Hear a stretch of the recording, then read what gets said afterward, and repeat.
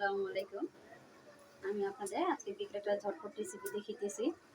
এখানে আমি শসা কেটে নিয়েছি, গাজর কেটে কাটছি, তারপর টমেটো কাটছি, আর এদিকে আমি কাঁচামরিচ কাটছি, পেঁয়াজ কেটে নিয়েছি, সবগুলা গুছিয়ে নিয়েছি। আর এখানে একটা চুলার মধ্যে হাঁড়িয়ে বসেছি কড়াইটা। এখানে আমি হালকা তেল দিয়ে দিতেছি। এটাকে আমি খুব সুন্দর মধ্যে হালকা তেল দিয়ে ভাজা ভাজা করে নেব।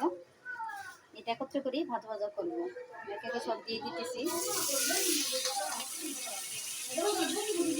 দেখেন এখানে সম্পূর্ণ জিনিসগুলো দিয়ে দিলাম। এখন সুন্দর করে আমি একটু ভাজা ভাজা করে নিব তেলে।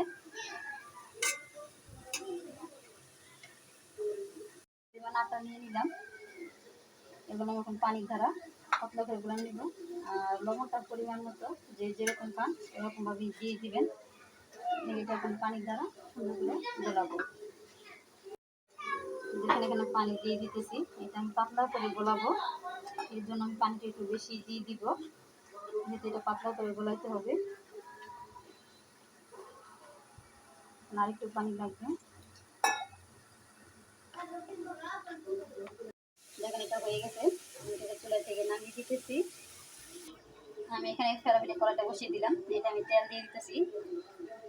তেল দিয়ে এটা আমি এখন ব্রাশ করে দিতেছি।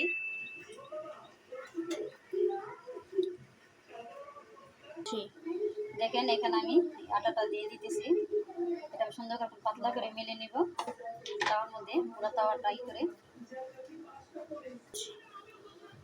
দেখেন আমি আটাটা পুরো মেলে নিছি। আমি উল্টা পিঠে দেওয়ার পরে এরপর ওই সবজিগুলা দিব। দেখেন আমি এখন সবজিগুলা এটার মধ্যে দিয়ে দিতেছি।